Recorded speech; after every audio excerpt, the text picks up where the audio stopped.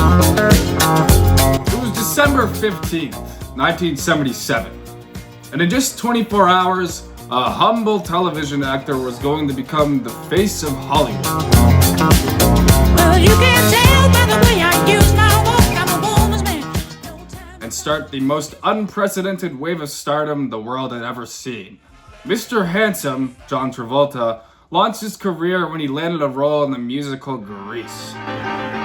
Sandy? Tell me about it, stud. Playing, no, not Danny Zuko, but Duty. Yeah, this guy. Hey guys, wait up! He toured Grease on Broadway for 2 years, among other plays, before moving to the jumpin' Hollywood scene of 1970s Los Angeles.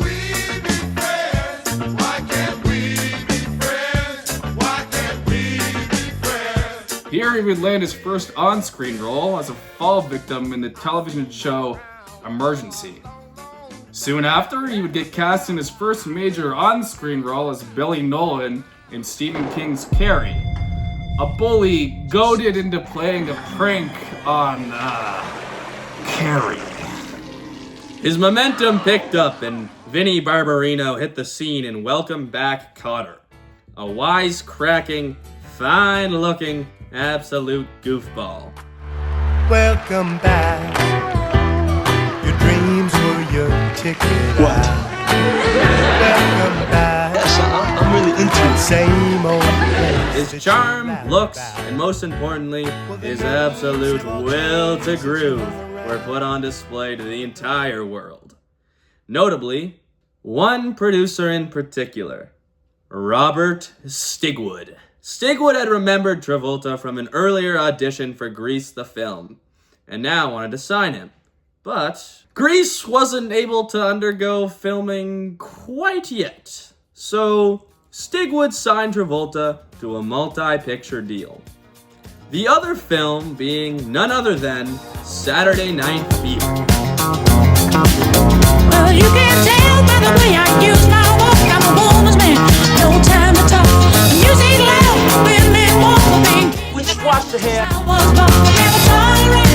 That's okay, and you may look the other way, but we can try to understand. The New York Times are best on man. Whether you're further away, whether you're a nothing, staying alive, staying alive. Feel the city breaking. First step down 86th Street, paint bucket in hand, creating arguably the most iconic opening scene in cinema history.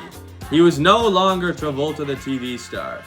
He was now John Travolta, the last great Hollywood poster boy. Travolta described this movie best, showcasing his intelligence. He's about 19 or 20. He's on his way to 20.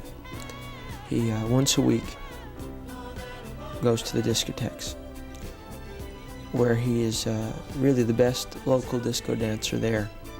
All week long he sort of lives it through the boring sort of humdrum, and then once a week he's very excited, but he wants more than that. It's almost a predicament a lot of youth is in today. This iconic performance came by no easy means.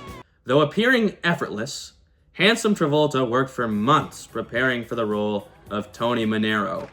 Countless nights were spent out on the roaring 1970s Brooklyn disco scene. He studied the way these guys talked, how they carried themselves, and how they moved. The producers of the film actually wanted to use a body double for the dance sequences, but luckily, Travolta insisted on performing them himself.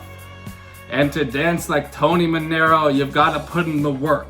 So he trained 3 hours a day for 3 months, nailing routines, mastering Tony's groove, even entering nightclub dance competitions, where he would often win. That swagger he embodied as Tony Manero, built from the countless nights of hard work, transcended fashion and dance, made regular streets staple landmarks, and started a nationwide disco frenzy, marking this low-budget film one of the most culturally significant pieces of art to date. When the world thought this superstar, one of the youngest ever nominees for Best Actor at only 24, when they thought he couldn't get any bigger, Danny Zuko took the world by storm.